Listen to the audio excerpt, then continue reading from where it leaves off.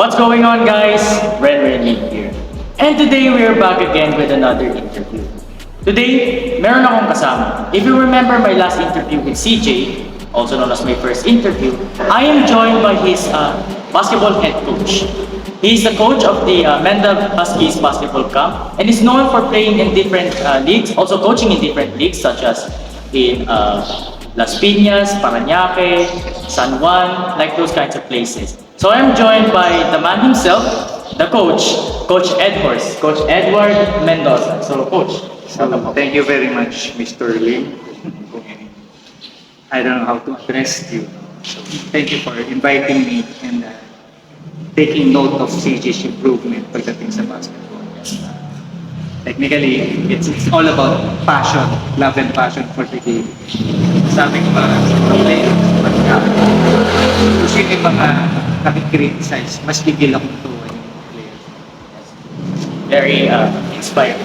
And I'm also joined by his player, El Capitan, Casey Jordi De Los Santos. CJ, welcome.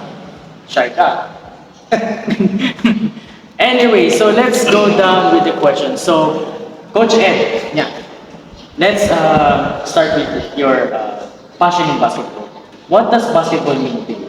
Well, I was inspired by, when I was young, I used to watch basketball dun sa village namin. And then sabi ko nga, why don't I try to play basketball para tignan ko if I am gifted or not. So nung naglaro ako, when I was 7, nag-rookie of the year ako as a first-timer. We went from 0 to semi-finalists to reach the finals. So first runner-up kami, it made me cry. Kasi syempre, di ba, competition, kahit na bata ako, it's more of a competition thing inside my mind and my heart. So sabi ko nga, basketball is a competition, so you really need to train yourself to reach your dream. Now, since I played for several years as I grew old, I stopped watching or playing basketball for 20 years dahil nag-focus ako sa trabaho. And then afterwards, when my eldest son came out, I think he was 3 or 4 years old nung bumili ako ng indoor basketball. And I saw his fundamentals naman. So that's the time I went back to basketball. And siya yung una kong training. And fortunately, he made it sa bigger league. Hindi naman sa pagmamayabang kahit pa paano. For his height, nakarating siya ng NCAA staff. Malaking bagay po yun on my end. Kaya, yun. So from there on, nagdire-diretso na skills kami na. Wow, very interesting story. So, who was your favorite basketball player? For international, it was Magic Johnson. Some of his drills or play ginaya ko when I was young. Mga half court, ipapasa mo ng bounce pass to reach your teammate. And then yung mga Showtime later. Showtime later. yung mga unbelievable passes ginaya ko sa kanya. And then for the local, what inspired me most was si Mike Bilbao. I don't know if you know him. He plays simple basketball, very fundamental siya. Then came Hector Calma, the director. Ayun, siguro kilala niyo na yun. So when he played for NCC and San Miguel, siya yung isang representative natin sa point guard. So doon ako napaano, sabi ko nga, this guy plays simple basketball, very basic and very effective. Walang yabang, paglibre, tira, pag hindi, pasa. So those are the things na qualities na hinahanap ko sa players. For the big man naman, siyempre nandiyan sila either JD Yam or Kevin McHale ng Pilipinas. And then, si point guard din from FEU to professional to coach them. Nakikita ko yan. So, sila yung mga nakita kong possible na pwede mong i-idolize kasi nga wala kang yapang sa kanila. And lastly, for the big man, talagang ang nag-caught ng attention ko is the one and only El Presidente, Don Ramon Fernandez. Legendary. Yeah, grabe yun. So, let's go to your position and the tasks. What inspired you to create the account? To be fair, no, it all started as a school bus eh. Kasi school bus operator ako ng isang school dito sa Parañaque. And then, nung magbabakasyon na, sabi ko wala akong gagawin. So, I spoke to the parents na riders natin kung pwedeng isali ko sa liga. Kahit talaga hindi marunong pa, zero talent. So, sumali kami. And then, nung nakita ko yung mga bata, gusto mong maglaro talaga. The parents also encouraged me to put up a basketball team or camp to teach their kids. So that's all. It all started from a school bus to basketball camp, and then we became family friends. Alam mo yun, pag kada game, after the game, siyempre yung mga tatay, yung mga coach, umiinom, red doors, and then the mothers andun, nagpe-prepare ng food, and then the kids talagang nagkaroon ng camaraderie. After the game, talagang after ng game, nandun sa isang bahay, nagpupulitan, naglalaro. So, yun yung naging stepping stone until such time na nagmamature kami, and then, yun nga, from Mendal, I went to FBA, no, Filipino Basketball Academy. I was hired as an head coach dito sa South, and then it developed my personality as well. Kaya may utang na loob din ako sa FBA kay Coach Bernard. Siya yung nag-mentor sa akin doon. And then, yung isa kong kaibigan na teacher ko before nung elementary, siya yung talagang first coach ko na nag-mentor sa akin parang si Jojo Ituaso. Shout out sa'yo. Teacher ko dati yan eh. Dami. Oo. So marami ka talaga pinagkanan sa... Marami sa basketball, hindi natin maiisip. Okay, so when did you start the... It all started last March 2010.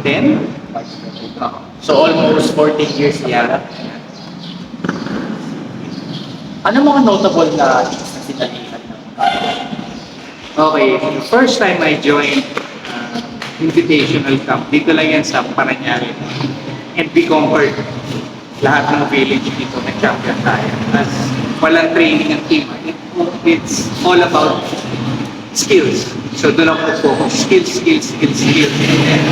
These kids have the talent, basketball IQ, kung tawagin, we rely on the coaching board lang. And they adopted it ng mabilis. Konting instruction, nakukuha nila agad. So meaning, basketball lies also, kailangan may basketball IQ, hindi puro lakas lang, gusto ko lang maglaro. And then, nung nakita ko ganun yung nangyayari sa team, jumoin ako sa Milku. The first time we joined, sabi nga, sino ba yung Mendal Huskies? Do they know how to play basketball? Kasi nasa likod ko yung mga nagkikwentuhan. So I was criticized na wala naman alam yung mga yan. So when the game started, yung mga nagsalita na nasa likod ko nung nag-coach ako sa kabilang bench na nagulat, hindi na makatingin. So sabi ko sa mga players, we have to play and go hard. Let them know the unknown. Let them know the unknown. Baga, pakilala tayo kung sino tayo. Ano ba prinsipyo natin? Maglalaro lang o gusto nating makipag-compete until the final buzzer. So, pinakita naman ng mga players na ganun nga. Actually, tinalo namin sila. Nung tinalo namin sila, the parents who criticized me, inabangan ako sa parking, akala ko upakan ako. Akala ko sasakuhin ako eh. Pero in due respect naman, lumapit sa akin, nagtanong paano nagsimula Mendal, kung kailan ng training. Kasi sila daw 6 times a week nagka-training. Sabi ko wala po kaming team training except I train them sa skills. So sabi ng parents, mga parents, no wonder kahit saan mo dalhin yung mga bata, they can dribble, they can shoot, they can pass. Parang individual It's an individual play. Pero nakikita pa rin nila may team effort eh. Kasi yung pasahan, nagugulat sila, hindi nila nagagaling yung bola eh. Kaya yun po yung naging side comment naman. And I was asked if I can put up a camp sa Quezon City. Sabi ko, ang layo po on my end eh. At the same time, wala akong alam na basketball court dyan. If you can help me, then pag-aralan ko. So yes, yun yung naging very interesting. Very interesting. Yeah, and nakaka-motivate. So, since kasama niyo po si CJ, player na po, since kailan niyo po nag-play? A year ago, actually, yan ang nakakawa sa akin. Pag nagkakamali, tatawagin ko sa bench. Well, it's a normal thing as a coach. Para ma-motivate. Sabi ko nga sa mga player, kung napapagalitan kita, nasisigawan kita, napamura kita, it doesn't mean nagalit ako. I'm frustrated kasi tinuruan kita ng fundamentals. Bakit hindi mo i-apply at gamitin? So, si CJ, sabi niya, accepted naman daw niya yung mga flaws, which I'm very, very glad na naintindihan niya. And the parents of CJ, sabi niya sa akin, Coach, kung kailangan mong pagalitan, kung kailangan mong parusahan, let him learn the hard way. Yun ang sinabi sa akin ng parents. So, meron akong go signal. Kaya naging free will naman kay CJ, and I spoke to him heart to heart. Gano'n naman ako pag kinakausap kong player, sigawan ko. Afterwards, kinakausap ko sila ng personal or through messages. Sabi ko, idol, ang gusto ko lang naman, pag naglaro ka, i-idolize ka, hindi yung pagpasok ko, magtatawanan yung mga nanonood, ay kantarot ka maglaro or tempo ka maglaro. So two things kasi yan. Ako, once you enrolled under my club, I do assessment. If I see potentials in you, sasabihan na kita, kahit yung pera, tuloy natin. If not, sinasabi ko na, sir, dalawa lang po yan. Either gusto nyo lang siya mag-exercise or mabawasan yung gadget. Kasi yung pandemic, grabe yung gadget. So, kung gusto niyo pa rin i-enroll, then go ahead. Pero if you want improvement, kaya kong i-improve yan. At yan, sasabihan. So, si PJ nga, ako malasa. Nung una, nakikita ko gustong umiyak pag napapagalitan ko. Yumuyo ko, parang nahihiya. Sabi ko, idol, hindi ganyan ang basketball, pakakala ng kaya. I've been there, sabi ko. Naranasan ko yung nararanasan mo ngayon sa akin. Ngayon, ano ba talaga ang goal? Yun ang tanong ko sa akin. Sabi sa akin, Coach, gusto ko bumalik. So, expect yung frustrations ko, madadala ko sa iyo. And pag gusto ko ang player, pinapagalitan ko yan. Kasi alam ko may potential eh. Just like what I did to my eldest son. Na talagang almost isumpa ako ng panganay ko eh. Dahil how I pushed him to become a player. So ganun yan yung sinabi ko kay CJ yun. If you want that treatment, I can give it to you. Pero kung gusto mo lang maglaro, paglalaro rin lang kita. Pero do not expect na magiging number 1 player ka or whatever. Hindi ko naman sinasabing magaling ako. Ang usapan dito is ang coach kaya mag-guide, kaya mag-correct ng flaws. At the end of the day, player ang tatrabaho. So marami dyan sinasabi, bobo coach. Hindi ko coach ang bobo dyan. Hindi rin player. It's a misunderstanding between player and the coach.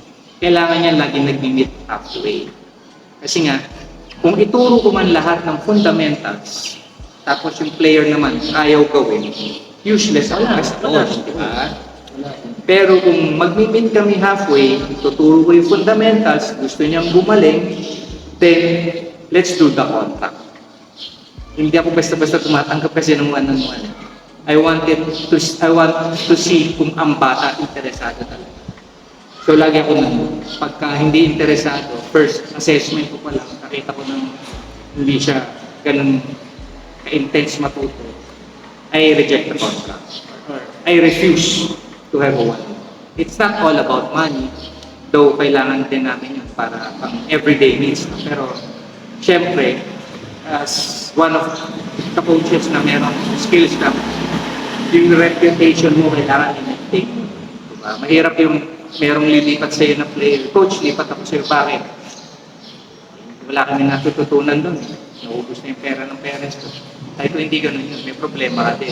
Kasi hindi mo sinusunod yung coach mo. Ngayon, kung yung attitude mo, bibitbitin mo sa akin, useless eh. That's how I do it. And si CJ, grabe. Simula nung sumut sa kalaban yan, Simula nung tumod sa kalakal niya. Pinaganda niya rin sa akin yun eh. Pinento sa akin na, Coach, gusto kong gumaling. Ay, gusto kong mawala yung nangyari na yun. So sabi ko, sige. And then his mom, nakipag-usap sa akin, Coach, i-enroll ko sa'yo one on this CJ. So sabi ko, sige po. Kung talagang interesado yung bata, then let's do the contact. Let's tuloy natin. Gusto nyo gawin sa bata. And it turned around kasi nagulat din ako, bigla nag-MVP or player of the game siya sa barangay, sa San Dionisio. Eh kasama ako doon. Akala ko noon, madidistract. Yung pala, pinakitaan ako kung sino siya. And doon yung hopes ko na talagang umaangat kasi ang players kasi na once na nag-enroll sa akin, nanonood talaga ako ng game. Madalas, hindi nila alam. Pumupunta ako sa venue. The parents knows this. I-engage schedule ng game. The parents knows this, especially pag nag-one-on-one sa akin. Bigla ako sumusulpot, tinitignan ko kung saan ako nagkulang. And then, reconstruct kung ano yung kailangan i-improve. So yung mga parents na nag-enroll sa Mendel, especially sa one-on-one, doon nila na-appreciate how I extend my time para sa kanila. Parang I treat them as my own business. Para gumaling. Para gumaling. So kumbaga yung frustrations ko as a player, muntik mag-MVP, varsity sa school nung college, unfortunately, I have to choose between work, basketball, and academics. So pinili ko yung work. Ikaw ba naman tayo na pinilita mo sa trabaho, ibitaw ko. So that's one of my regrets. I gave up my opportunity to play college. Kaya yung frustrations ko laging nandun. So sinasabihan ko sila, kung suportado naman kayo ng parents mo, give nyo na lahat. Kasi investment yan eh. Diba? Hindi naman yan pinupulit yung pera. So lagi ko sinasabi dito kay CJ na kailangan hindi ako mapahiya sa mami at sa daddy. Dahil siyempre, inaasahan nila. Hindi ko sinasabi na makakagalit ko. Makikikin ko. Malaki naman yung improvements. Grabe. From zero, actually shooter na nga eh. Sa videos na mga uploaded ko, makikita naman yung improvement niya talaga. From a zero talent. I can say, nasa 60% na siya ng pagiging player. Kaya lang medyo bata pa talaga. Patuloy ko, team, tapos newbie sa basketball. Pero I exposed him sa malalaking bigat. Ano yung mga naging malaking achievements ko? Like, naka-champion ko. Yeah, several times. Ang pinakamalaking achievement ko, first join namin na Milpo. Ito yung one of the best league na sinalihan namin. Ito yung first time namin sumali, nag-first runner-up. Pinalo lang kami by 2 points yung championship. Tapos nung sabi ko, kinausap ko yung parents and players kasi nahati. Merong piniling na players eh. So sabi ko, kung sino yung matitira sa akin, reconstruct natin. Imagine, sanay akong sa team na wala akong big man. So yung second season namin, sumali kami from 0-3 to a champion. Yun yung biggest achievement ko na narating. Hindi yung pagiging school coach. Kasi when you play Milpo, school base yan. Malaking team. Mga varsity players ang nandyan eh. So nung nanalo ko sa Milpo, yun yung pinaka talaga. Best, hindi ko makakalimutan yung pagkapanalo namin doon. We came from behind, talagang wala kami big man. Underdogs. Talagang underdog kami. Tapos, kasi yun yung time na we have 3 games in one day. From Las Piñas to Mandaluyong, to Las Piñas, to E. Rodriguez. Imagine in one day, lahat yun must win in nanalo. The next day, championship. And we made it through. Tapos yung sa South Sunday, we came short. Talo kami by 2 points. End of regulation time. Talagang minalas din. Pero on that year, not bad for a first runner-up and the champion. That's good enough on my end. technically, hindi naman talaga ako yung ah, kilalang coach as a basketball coach, no? Kilala ako as a skills coach. Pero I proved them wrong na as a skills coach, pwede rin naman maging head coach ng isang team. So, ano gusto niyo po yung parang sabihin sa mga basketball players, mga young basketball players na gusto pa rin maging? Okay. Do not give up. Okay. Now, kung lalagay niyo sa isip at saka sa puso, madaling matuto, madaling gumaling. But you have to set goals. Hindi yung gusto mo lang maglaro. Hindi yung, gusto ko sumali para maglaro. Huwag yun lang gawin yung ano. Take it as a challenge. Take criticism as a challenge. Maraming tao, i-criticize ka, ida-down ka, para kang basura na alam mo yun. Pero at the end of the day, if you work hard, you have perseverance, and then hard work plus discipline, malayo mararating mo yan. Sabi ko nga, yung eldest son ko, we had the worst and the best father and son and coach and a player na may narating siya. That includes my youngest son. Sayang lang kasi nagka-pandemic. He was invited sa isang UAAP team dahil nakita siya, tumi 3 points, tumatawid ng court, tapos tumi 3 points. So yung coaches and referee na buka. So sayang lang, hindi naman kasi. So again, if you are the gifted one, practicing yung pa rin yung gift na ibinigay. Ngayon, kung hindi kayo gifted, hindi kayo athletic, ordinary player lang kayo, you have to work hard. So hindi to pwedeng, hindi yan yung one step magaling ka, next step papahinga ka.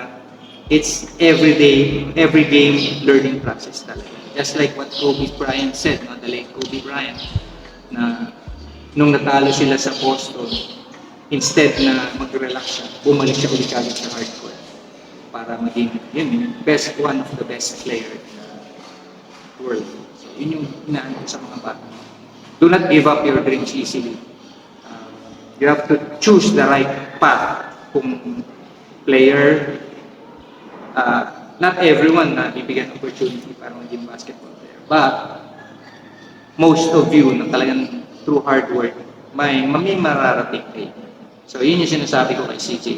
Kasi yan sabi ko nga, if you want to know me more, kahit sa mga players under my wing, sorry idol, hindi ko kasi sinasabing player ko eh. I always say player under my wing. Kasi pag sinabi kong player ko, iyapang ko naman. So I have to reconstruct yung word sa sentence, di ba? He played under my wing, I trained him under my wing, but I do not own the player. So, yun yung sinasabi ko. Tinutulungan mo. Yes, yun yung sinasabi ko kay CJ. Kung gusto niyo makilala kung sino ako, ito yung messenger ng anak ko, kausapin mo. Para wala sa maalam. So, my eldest son explained everything to him. Kaya from there on, sabi niya sa akin, Coach, ngayon alam ko na ako pa. Kasi he was criticized. And nakita ko yung mata, tumulo yung luha. Wala akong panyo, pinatawa ko na lang. So, I have to change yung momentum. Sabi ko, sige, trust me, I can improve you, but you have to learn. Very inspiring. So, gusto niyo po i-promote yung company mo para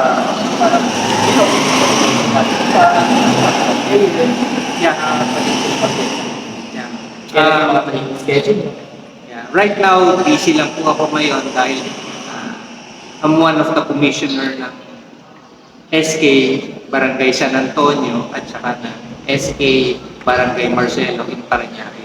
So very busy lang ako. I'll be siguro by end of July, we will be back on the hard court. Yung mga gustong matuto or gusto mag-enroll, I will post it, yung Mendal Huskies Basketball Cup. Pero we are located only sa Parañaque at saka sa Las Piñas. So far, hindi pa ako pupunta sa ibang lugar kasi nga, it's hard to find basketball court, especially nowadays. Ang ano ko lang is, tatapusin ko muna lahat ng commitment ko. Pag natapos ko yun, then mag-move forward na. Mendal Huskies will get back soon. Very, very soon. So, please watch out sa mga posting namin para if you're interested, please follow our page or follow me, Coach Edwards or Coach E or whatever. Kasi dami ko ng code pangalan sa sa mga players eh. Just follow Mendal Huskies Basketball Camp. I can promise you, we can promise you na we can improve your skills, but I cannot promise you na magiging magaling ka or best player ka. Ikaw ang magkakaroon. Of course. So, ano next na liga niyo? Gusto niyo sa liga? Well, yung Born 09 namin, tsaka 07, lock in na sa momentum. Yung games na yun will be held here in Las Piñas. Sa Citadela? Sa Citadela, yes. And then hoping after this league, plano namin either NYPL or Milku or City Hoops. Yan yung mga tinatarget namin. Big leagues kasi kung matatalo kami, okay lang. Pero you're playing against yung best of the best somewhere in the world. So yun yung gusto kong ma-experience nila. Basketball, hindi ko pwedeng nasa comfort zone ka. You have to go out. Dumayo tayo, doon kayo tatapa. Pero walang pustahan. Yung ano libre lang. Sige. So thank you for the time po. Very inspiring, very motivating yung story, no? Hope na tumagal pa po yung Mendal Huskies Basketball Cup and more big leagues to come. So CJ, thank you Ben for the time. So this is Coach Edwards of the Mendal Huskies. Make sure to follow him in his Facebook page, Mendal Huskies Basketball Camp, and also his his main Facebook, Coach Edward Anthony Mendoza. So, yun na muna para sa amin. Hope you guys enjoyed. There'll be link in the description down below to my social media platforms if you want to check it out. But for now, yun na muna para sa amin. Coach Edwards, thank you very much once again. Thank you, Idol, Ren, for the opportunity na may interview, especially sa kaibigan mo na si CJ. Talagang kailangan niya ng motivation, support. So, if ever need mo pa ng sana yung buong team ma-meet mo rin one of these days para May balak ako sa balik. no problem. So, Bigyan ka malaking discount.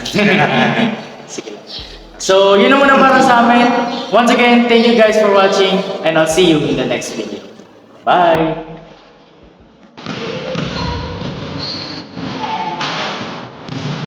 So these are some drills na kailangan natin matutunan sa point guard as well. Ito importante. So yung mag-dribble lang ay yung shoulder niya nakatitig sa phone. Kaya ako ginagamit to baka kung ma-injure kung tanda ko. Okay. So papakita lang namin ni CJ, walk lang tayo pero yung shoulder mo nakatitig dito. Then try to penetrate. Okay? Stop the legs. Kasi natin yun.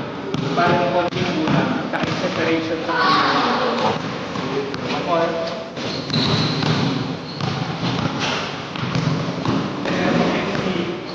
yung team niya, pinipilit ko sa kanya, lagi ko sinasabi, dapat matuto ka mag-layup ng one hand. Sa lahat ng players, sinasabi ko talaga yun na finish it with one hand para ito, yung off hand mo, lagi nakaprotect sa defense. And then protect the ball at all costs of all time. Now, ito pa yung isa sila yung hesitation, ginagawa ng player yung paa, plus the hesitation, then bump here. Okay, so stop that.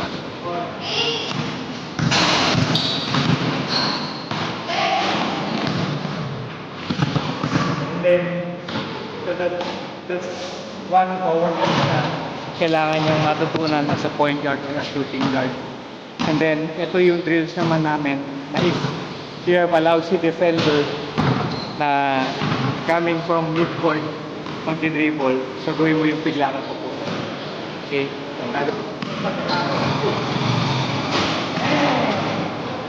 Pull up.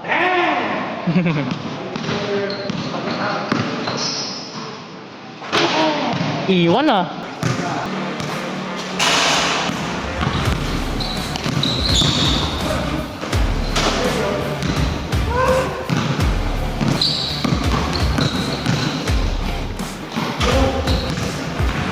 Our training that really ito ito. So, from a zero talent, hinawakan ko to ganito kataas. Ilang months lang mas matangkad na sa akin. Hopefully, yung growth na itong batang to dire-diretso. And I'm hoping na you will continue to love the game. Always make sure heart and mind magkasama yan. Passion, perseverance, hard work, determination, discipline, and then yan. And lastly, sa akin, always remember, basketball is a competition. So you must learn how to compete. Talagang kailangan mo yun. And don't take it just an ordinary day pag naglalaro. Okay, you need to apply what you have learned from Mendalas is basketball now. At the same time, if you have your dreams within you, kailangan tutukan ka o ibigay mo lahat para sa'yo. Okay ka? Gusto ka sabihin. So, pa-shoutout na lang sa lahat na nakakilala sa akin. And to my two kids, si Kino and Onji, hello. Mga anak, kamusta? And then to my apo, si Enzo, welcome to the world. I'll be expecting you very, very soon to be coached by your lolo. So, maraming salamat sa opportunity na to. And hopefully, ito, abangan nyo itong batang to. Born 2010 from Parañaque. Lover boy, Mr. Banks.